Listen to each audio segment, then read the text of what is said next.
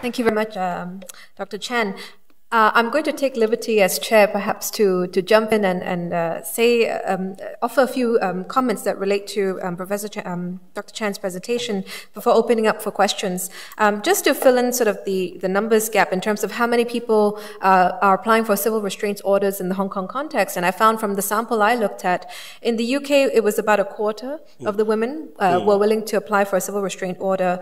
But because, as you said, there was reluctance to do so, the majority of them, so 60% were either separated or divorced from their partners. In Hong Kong, comparatively, only 4% of the women were going for that option among the ethnic minority and immigrant population, which I think is lower than the local Chinese women, but still quite close. So again, it's not a popular option for a number of reasons, including that it's very, very expensive, and then to apply for renewal of the injunction is also expensive.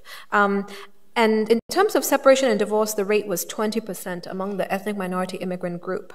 In terms of legal aid access, as I said earlier, because there was a poor level of knowledge of the entitlement of ethnic minority and immigrant women about their access to resources, in fact, many of them were told they are not entitled to legal aid. But as we all know, immigrants and even non-residents are entitled to apply for legal aid if they have a proper claim that they can make, which would be subject to the discretion of the Director of Legal Aid.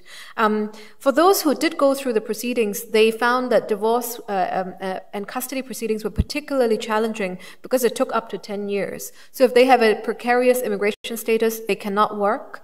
Many of them anyway, they don't have the qualifications to get employed, and then they have no access to resources. Means they cannot afford to wait for that amount of time anyway. So the system is not considering their whole situation. It's just got a partial view of people trying to navigate the legal system. And of course, who is advising them? I found, going to the point you're making about judges, I found even counsel very ill-equipped and ill-informed about the situation of the women concerned, and they don't necessarily give them the best advice. So one of the victims I was speaking with told me that her lawyers told her, do not raise the domestic violence argument in the course of your custody hearing, because the judge will see you as a non-cooperative parent and actually will find against you. And she changed lawyers 3 times. So the last time she was persuaded to keep quiet, but then in the end, the lawyer changed his mind and said, well, why don't you advance the argument? And she did. And the judge then said, you are an unreliable witness. I can't trust you. Because if you've had domestic violence experience over the last 10 years, why do you just raise it now at the last minute, which was the last hearing relating to child custody? So you can see the ways in which, of course, for her is proof fatal because the judge has ruled against her.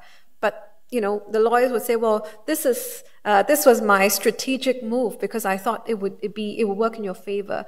But it's coming out of a lack of experience and sensitivity to the specific situation.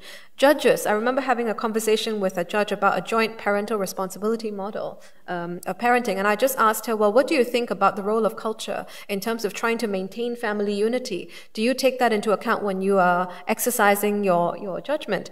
And the judge's response was, what's culture got to do with anything?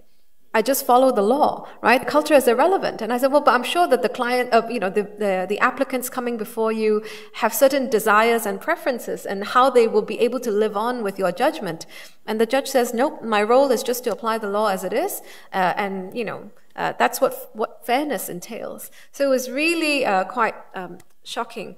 And then lastly, drawing on community network, I didn't get a chance to share the slides, but basically there are increasingly instances in Hong Kong where service providers draw on the informal community network, particularly in asking friends to come and be interpreters, or sometimes sisters-in-law of the victim, who are the sisters of the husbands, right, to come and be interpreters. And of course, that's a problem, and it exposes them to a tremendous amount of danger.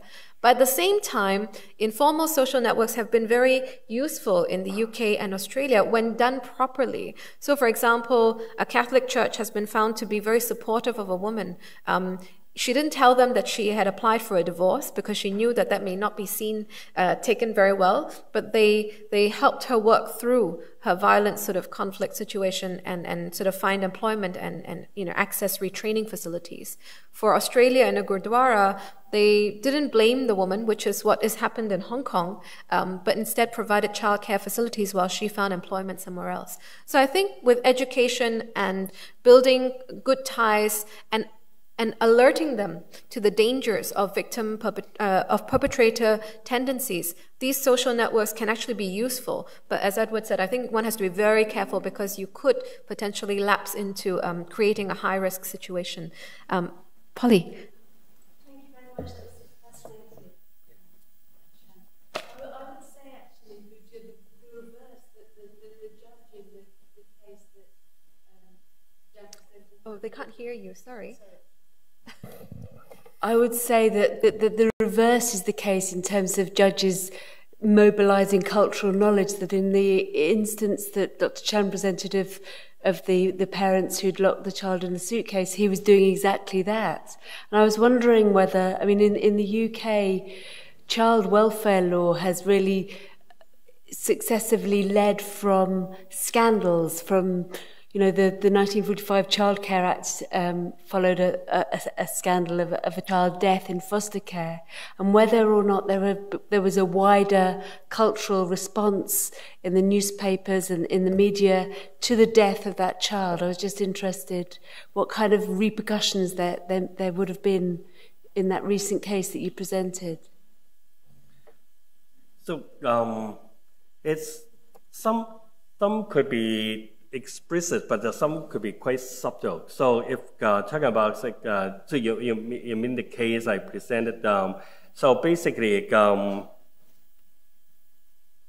my impression, but it could be subjective. But my impression was that it was not very blaming against for example, both parents, because they consider this case was an accident.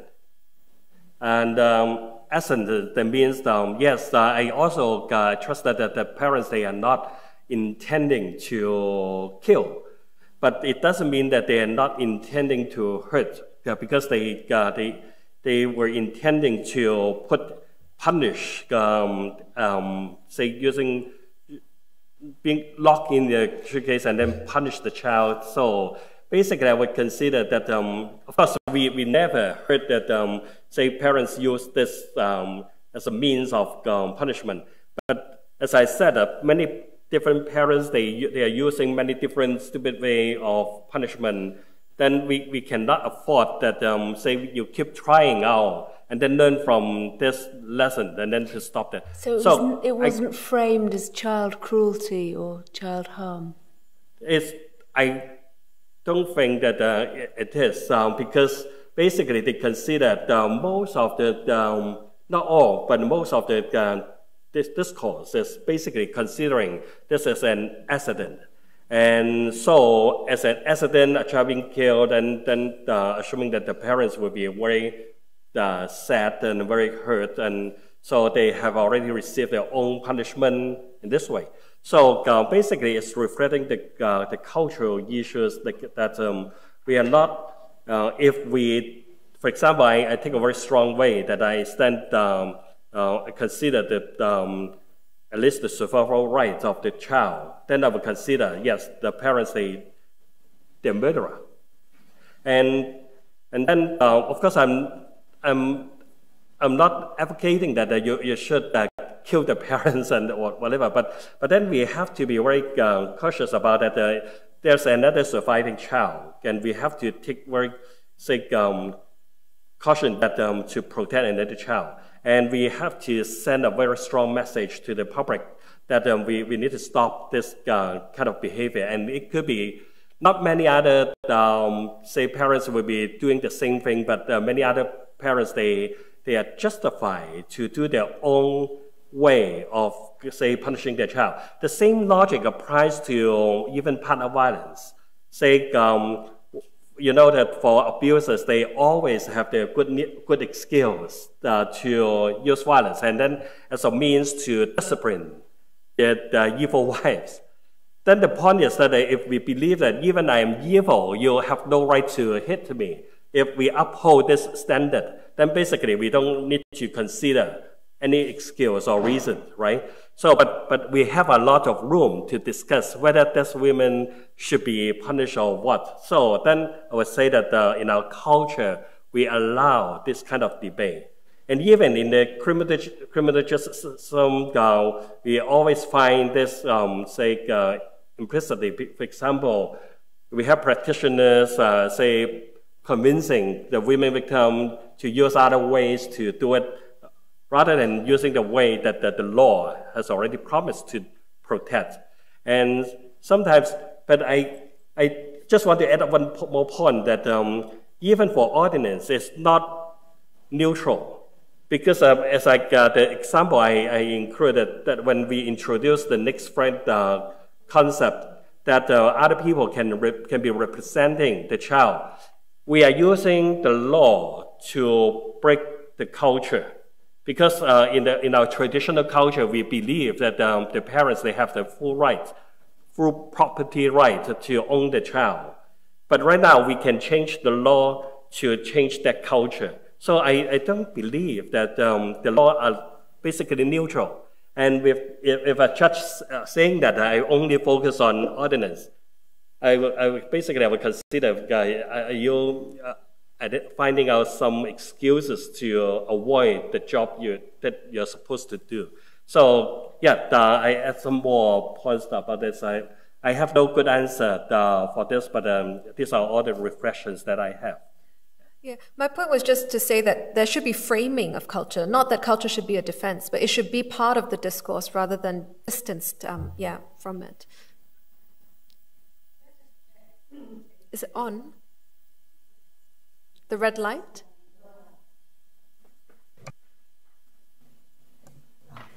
Didn't work. There we go. I had pressed the button. I just wanted to check in terms of the numbers.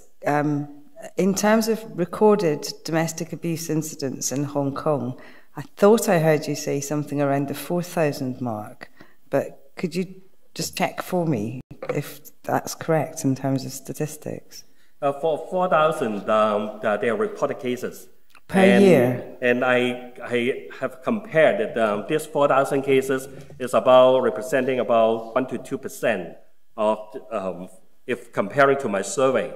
From my survey, from my household survey, I reach out to the population and identify those hidden cases. And then only, if then compared to the 3,000 to 4,000 something, it's only representing 2%. Among all those, say, violence cases, they did happen within 1 year, but only about 1 or 2% of them being known to the system. So 4,000 is not a big figure comparing to US or in UK or whatever, but if you are comparing to the 7 million people and also comparing to, say, we are talking about approaching 100,000 hidden cases, basically we have only a few cases being known to the system. So and that's cases of domestic abuse known to the system. Yeah. But there's also the issue I mentioned to you the other day, which is that the police has its own definition of what's classified as domestic violence, and then there are things that they're calling domestic incidents, and that recording of data. Yeah, so that's recorded data, but that's like a 10%.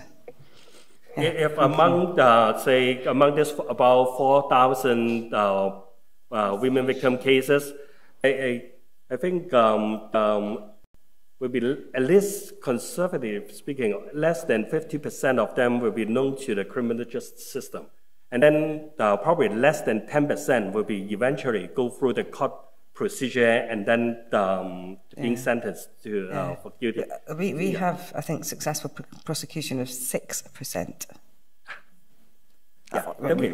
Anyway, but thank you very much. I think that's on par. Yeah. Yes. You I'm still not need sure. to press Is the red button on? Okay. Perfect. Yeah. Yes, I'm Odilai, barrister at law. Hi. In defense for barristers, you mentioned things that has a lot of, I will not say I'm guilty of it, but it's my job. When somebody comes to me and they will tell me, they suffer some domestic violence, and I will tell them, I'm not here to listen of your heartaches. It's not my job. You go to your counseling, you go to church, you go to social service, but if you come to me, you only tell me what is that violence, and I'll go to court and fight for you. All right? And if I think we need to involve the police, we will involve the police. It's going to be a criminal offense. And you will be bringing your whole family into the courtroom, drag all the children, even necessary, in order to prosecute whoever that has to be prosecuted, because once you involve the police, it's criminal. That is the thinking of the police. Because the police does not have the power to be psychologists either. They also have their own jobs, all right? Just as well as the judge, who will only make a decision based on precedents, based on law. And if he makes decision based on culture, based on pity and all that, it will be appealed. All right? So what you are asking from us is not part of our job. So that is in defense. Why we do things the way we do. We are not surgeons that we can operate on you. We are not licensed to do that. We will only license to look at the legalities and look at the current law and fight for you based on those laws if there are some available defenses for you. Now, if you want to do this domestic violence things, this is civil family law. It's not criminal. All right? So if you do not have the finances, you go to legal aid. There's only so much budget also for legal aid for this type of cases.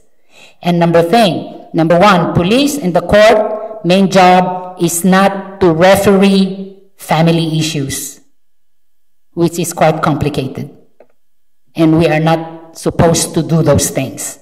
So I suggest that you have to find another area, another group of people, or probably another, if our social department here in Hong Kong, social service is not sufficient, then there has to be other departments probably that they will have to set up. But to involve traditional police work into family matters that will not amount to a criminal offense, probably a bit difficult, if you ask me. I'm assuming that's directed at the incident I shared. It's not at all saying that lawyers should be doing anything other than what they're trained to do. Yeah. What's being said is that when you're developing case strategy and you're advising your client to omit referencing certain facts in your statement, with the view that the judge may look at your situation more or less favorably, what I'm trying to say is that there are conflicts. Right? There's a conflict between what the woman can convey about what happened to her and how that will affect her chances of the right she wants to have enforced through the court. Right? So this was a child custody case. And my point simply was that sometimes, because barristers are not well versed with the broader picture or the broader situation of victims, they may give advice that may end up hurting the interests of the client in another respect, and not even being able to achieve her primary objective, which may be to secure the child's custody. So, yeah, that is in hindsight, but you are not the counsel. You are not privy to all the information that was given to you. I appreciate and as you already mentioned, there are already few counsels dealing with this case. So even I'm a counsel, I will never judge the advice of another counsel. It's unprofessional. Because at that point of time, there could have been different information that was given to the counsel, and it was best at that point of time. I do that, then they just have to go and appeal it. Sure. Could I? Yes. Sorry, I just wanted to make a couple of comments, because I think there has been many, many years of development and discussion across different countries and cultures about where the law sits in terms of this public or private issue. And one of the big differences in the UK for the Metropolitan Police, for the courts, was about 10 years ago. They identified that low-level domestic abuse incidents, which in the past they'd have called domestic and not dealt with, were actually often precursors to homicides. And that the homicides that they could prevent, that they could identify, were the domestic ones. And that because of that, the whole legal system stopped discussing the things like the barriers, the reasons for people not reporting, the cultural issues, the lack of credibility of the witness, where they changed their story and it's like, yeah, you don't sound good in court. They started to understand it in the context of ongoing abuse. So they started to make reference to people like myself. They started to do training for the police, the courts, the judges, about the experience of domestic abuse and about culture and about risks and about how a seemingly unimportant incident in the context of an abusive relationship, so not one-off incidents, but the whole package, disempowered people, made them confused, odd, bad witnesses. And it may be that it looked to the police like they were low level, but actually the police changed their views and said, oh no, every incident we go to, which is a domestic incident, which has nothing happen maybe, is a possible prevented domestic homicide. And that change, particularly driven by the Metropolitan Police, has hugely changed practice in public, private law, in how people respond, and how the judges, the top judges and the High Court judges in the UK take it very seriously. And I think the point that Edward made, which was about law is not neutral. The law is not neutral. Our laws, all of our laws, were set up years ago to protect the interests of male, middle-class men. And I think that without challenging your role as a lawyer, is in fact, it has to take part of that into it. It's not neutral, and we're changing the law. So anyway, I just enjoy you to change. So in that case, you have to go to the legislative. But you can really be the change. Because how can I? You can be the change. How can you expect me to give you non-legal advice? It's not non-legal advice. It's the fact that your legal advice has to be informed with the nuances of the difficulties, the cultures, the experiences and the realities. And that for all lawyers, for every person, it's all of our jobs. I don't think so. If somebody comes to me and they tell me these things and I said, okay, what do you want to do? Shall we file for a divorce? Yeah, but it has to be culturally... What will I say? Shall I say, okay, let me listen to your problem. Probably you can be like this, more... I mean... No. As a lawyer, we now would have the training for all lawyers, all professionals, all medics, all dentists, all vets are culturally trained and are trained about the impact of domestic abuse because it impacts on everybody. And I think that's what the only point I want to make. And it has to be a global change. And then there has to be a basis for the judge to make those changes in their decisions. So I'd just like to invite actually Liz to share with us the judicial training you mentioned and what has happened in England. So there is resistance, as Edward said, in Hong Kong's courts, from judges, from lawyers as well, because as you say, there's a very narrow vision of, well, this is the law and this is what we do. I think you can see changes already afoot globally and particularly in the UK where there has been judicial training on this front. In Scotland, we have three levels of court, but two levels are run by lawyers. So we have a sheriff court, and the sheriff can sit to hear solemn or summary matters, sit with a jury as well. And we have a high court. And obviously the high court judges are seen as being highly influential, and they are the highest of the high. There's a very strong history of independence of the judiciary. So in the past, that meant that our lawyers said, no, we are trained, we have reached the epitome of our profession, we don't need training. And in fact, if you were to give us training, for example, around cultural matters, that would challenge the independence. About 5 years ago, the judges themselves decided that that wasn't good enough, and that for them to actually make defensible decisions that were fit for purpose and demonstrate that they were making good decisions, they actually needed training. So what they have done is they set up a judicial training committee, and they routinely train the judges in a variety of different matters. But for example, in terms of domestic abuse, they created a DVD of 4 key courtroom scenes. So from an initial consideration of bail to a pleading diet, to the trial diet and the sentencing diet.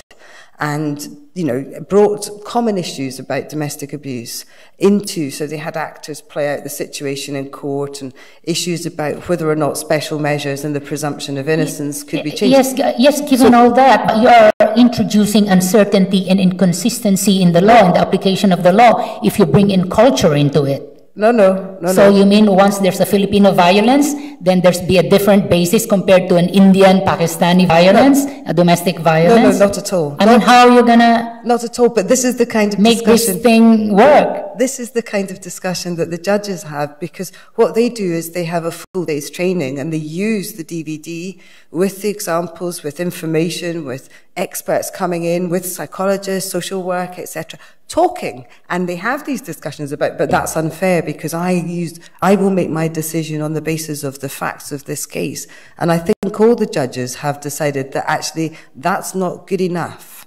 But, you know, I would be delighted, I mean, I don't know if this is possible, but to see if there's a possibility of sharing with lawyers first and judges second or whoever, that type of training, because I don't think it's for somebody like me to try and persuade the legal profession that there are ways to go. But I think some of your compatriots, some of the lawyers who are top lawyers, may well be able to explain why they have made a change.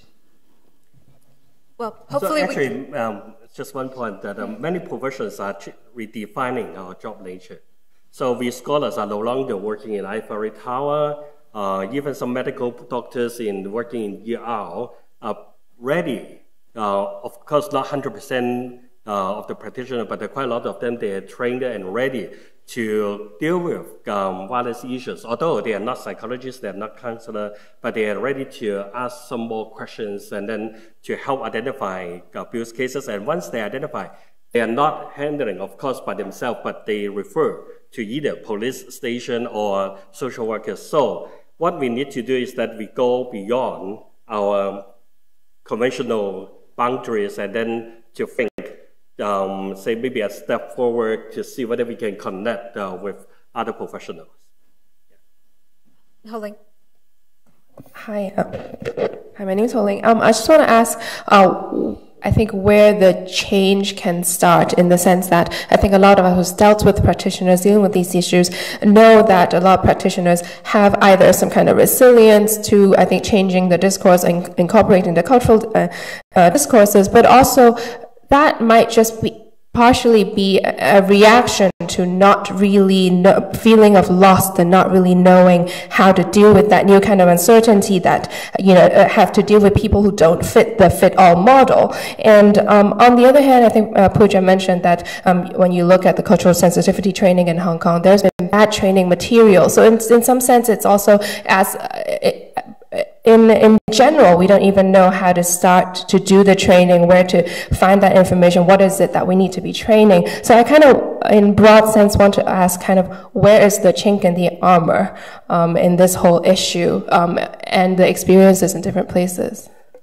I think this actually takes us very nicely to what we want to sort of spend our time discussing just before lunch, and that is sort of looking at how do we become better assessors of the needs of the people who are entering the system, right? How do we do our job better? Because we all have our respective expertises, but, you know, whose needs are our services meeting, and then whose needs are we failing to meet? And then when we can't meet those needs, because that's not our job, what do we know about what to do? Because what we've seen, I think, through the presentation so far is that there is this risk that people are falling away from the system rather than being helped through it. So is it because we have knowledge gaps, or is it because we have gaps in terms of expertise? And I think that question first can then sort of take us to the answers about, well, where do you start? Right? Is it in terms of education in first degrees, or is it training on the job, or refresher training ongoing while you're doing things? So maybe we can open it up and see, I mean, what some of the other experiences are in the room in terms of where you start. Yes. Probably a related issue. Dr. Chen, in one of his slides, mentioned about the next friend approach being extended to the domestic violence ordinance. I wonder how many cases been raised in the court since like 2008. as a next friend, and usually who's the next friend? I don't have the figures, but I can probably, because even because we need to take out, say, how many cases first, and then how many of them are basically filed by the next friend. And I can bet that it should be probably, if 4 to 6% is among those, potential cases. I mean, if in Hong Kong we have about 4,000 reported cases, or 800 something child abuse cases, I believe that less than, say, 10% would be, filed to apply for injunction order, and probably among this would be probably less than 1% would be using next friend concept. So, but having said that, we need the structure first. So this is something that we do not disagree. We need the structure. We need the law. But then it's also part of the legal procedure or criminal justice procedure. We need to consider what kind of package or support service that we need to help the victims to really make use of this, legal services. So then we are not blaming any individuals, but we want to point out that unless my guess is wrong, otherwise, if we have the law in here, but not many cases are using it, then we probably need to reconsider the whole procedure, or whether we need a support service. Actually, I would consider that the criminal justice system in general is making improvement. For example, right now we have the victim support services being provided by Bộ Luật Cục. Okay, then they provide legal advocate support for those victims, and then to help them, hopefully help them go through the procedure. They are not lawyers, but they are someone, have received relevant training. They cannot replace lawyer, but they are playing a role to provide more emotional support or some other advice to the victims, so that we hope that we can help them to go through this procedure smoothly. So that's what actually we can do to help them. But of course, it's not sufficient right now, and especially for child victims, we probably need to reconsider the whole procedure. But probably you can do this, and then to examine, not just identify the few cases, but also we probably need to reach out to other victims that they haven't yet, used the ordinance to gain protection. Probably we need to ask them why they are not using this. So we need more research, but so sorry that we haven't done this, not just for me, but for other people. So this is something that we need to consider. Yeah. And if I may add, every time there is violence or assault that enters the courtroom, especially in Court 1, and the judge will always have a summary, and they said, we'll give instruction by default to the prosecutors. This is family violence. I'll stand it down for a few weeks. Alternative procedure. That's all that the court will say. It means because by default, Hong Kong would not like to prosecute family members. So most of the times, after 3 weeks, they come back to court, and it's a binding order if there's assault. All right? But if it's just pushing and screaming and very minor, then the prosecution will probably drop the charge, because family unity and harmony is more important. And then there will be instructions, probably, that they will have to go for some counseling. And that's about it. So that's why in Hong Kong, it's very rare family violence is ever persecuted. Yes. I'm a psychologist. I used to work in a hospital, and I've encountered child abuse cases on domestic violence or potential or subtle domestic violence cases. And I've actually witnessed institutional abuse. I really appreciate the kind of integrative framework, looking not just from micro, meso, and macro perspective. And actually, how the institution, be it the medical system or social welfare system or the legal system, further traumatize the victims. And I think it's really time for us professionals to reflect really our role in our institutions and what we can play. And I think training is one of the ways. And other than that, other than gender sensitivity and cultural sensitivity, the third one is to be sensitive to our own power. When we are in a position to make decisions, or to write report, or to make the decision have really impact on various parties, we do have to be aware that how we use our power and how we are ignorant of certain aspects and to know more about the global, better, more in-depth picture before we make a further move. So I really appreciate, looking from how we train, how we incentivize professionals or people who have power to really look deeper into the problem and really resolve, the in-depth issues. It's not just pathologizing individuals. And actually, and they use very simple, in the past days, there's a term called parentectomy, separating the parents from the child. It's an easy way out. But sometimes it adds further trauma to the child, especially with those minor child neglect case. It's not really violent, but the easy way out is to separate and then put the child into a child institution, and they grow up there, and they experience further abuse.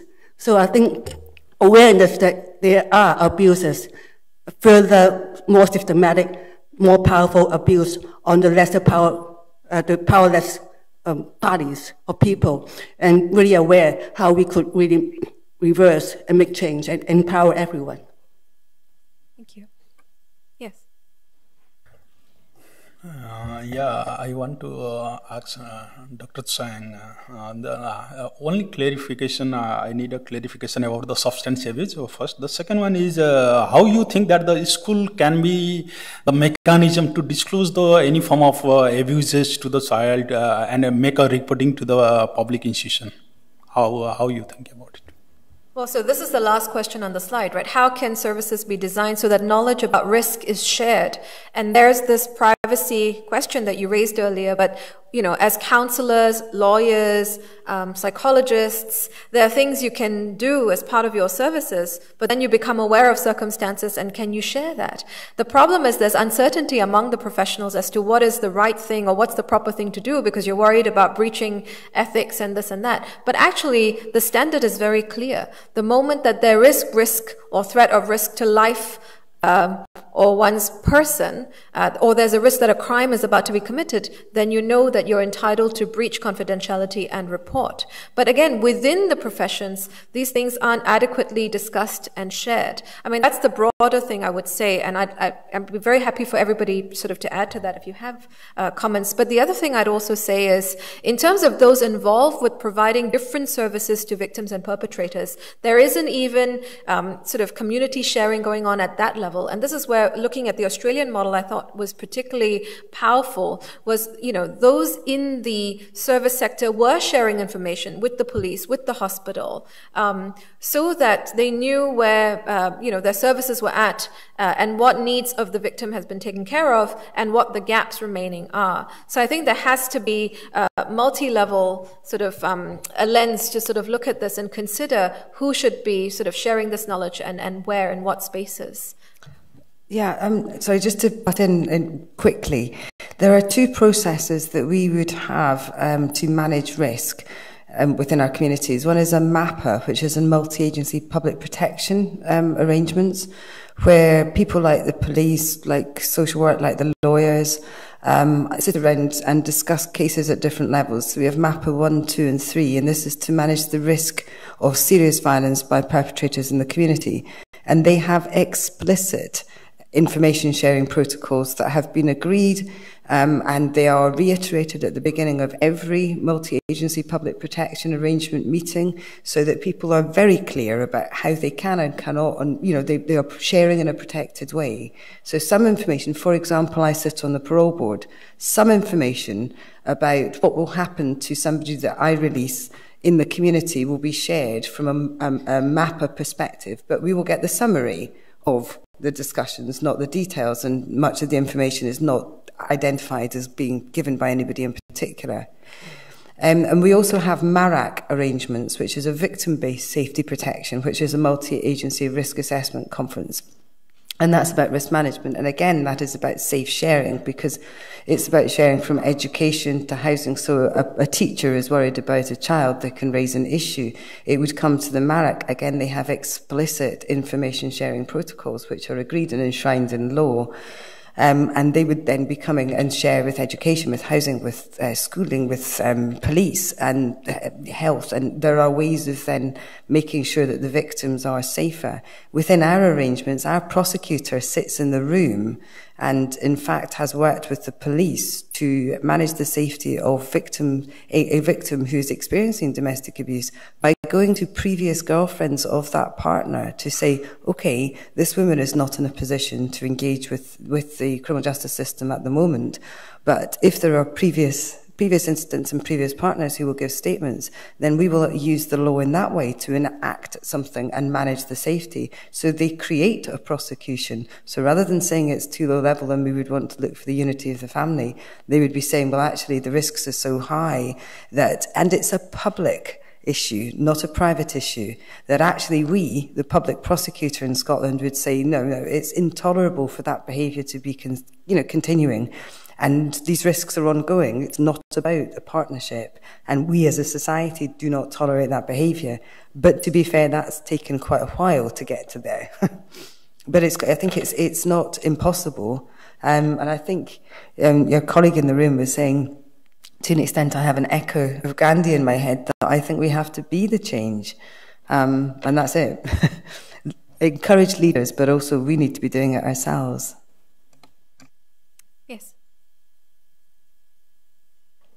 Thank you. I wanted to say something about what you said about only 4% who are actually applying for restraining orders. And I think in large part that is to do with what you said, that people who are frontline workers, in Hong Kong at least, really do not know what is going on and give victims the wrong information. I don't have a lot of evidence on this, but one of my friends ended up in a shelter the other day, and she asked me for advice, and I said, well, get a restraining order. And she said, no, because first somebody said it was not necessary, then somebody said that she already had one, then things just blurred and nobody knew what was going on. So I think training people who are frontline personnel is the most important. And this is why I wanted to ask Professor Chen, to what extent do social work studies in Hong Kong actually focus on the legal aspects of social work? What does that mean? To what extent do you train your social workers on the law? It's not a personal accusation, but I think that there's a real problem there. Officially, we have built in at least a semester course training for all social work students. That's including legal knowledge. So basically, all social workers, they are required to have some basic understanding about, family or custody issues or whatever, any law related to your family or child. So basically, this is the offer. Yeah, it's required by our registration. But then I cannot really answer you if you have another concern whether it's sufficient. I would never consider this sufficient to do so. Not just mentioning about the legal knowledge, even my area, say family violence, I never consider the training for our social work student would be sufficient for them to deal with the issues. But as a curriculum, we have a lot of training to cover. But the reality is that when they go to the field work and then they come put into practice, then they will find out they have never receiving sufficient training on this. So on one hand, we need the on-job training, but on the other hand, you may say that could be the problem in our profession, that the training itself has never been sufficient to deal with the very complicated phenomenon. So that's the reality, yeah. I just want to add, I mean, I was invited to deliver equality training to social work students as part of their course, I think, where they were covering a whole range of areas on the law. And I mean, 2 hours was absolutely insufficient. And we just got into the discussion about why is everyone entitled to equal treatment under the law, you know, on these grounds, on race, and, you know, but they're different or they're not Hong Kong. So it's very challenging. And with so much to cover, obviously that wouldn't be enough. But also we should highlight that Dr. Chan a few years ago led the only, I think, interdisciplinary course. It was an elective, but for social work students, or I think all university students, and we were sort of a multidisciplinary teaching team. So law, social work, nursing got together to deliver a course on interpersonal family violence. We did once, but then we could make it a regular exercise. So, you know, even we are working under a lot of limitations. So we have boundaries between our faculties, kind of. So even having said that, we did make some effort to put together this kind of training, but still not. We're still working hard to make it a regular exercise or regular training for our students. So what a shame. But. Having said that, given all this limitation, we are still trying our best to do something to help at least our students to be more aware of the issues, legal or to be more gender sensitive, something like that. So we keep working on this. I'm mindful also, we just have just short of 10 minutes, but I also want to really sort of reflect back on the questions that are up for discussion, which is really to ask those of you in the room who are frontline service providers and leading sort of the initiative, you know, what are some of the questions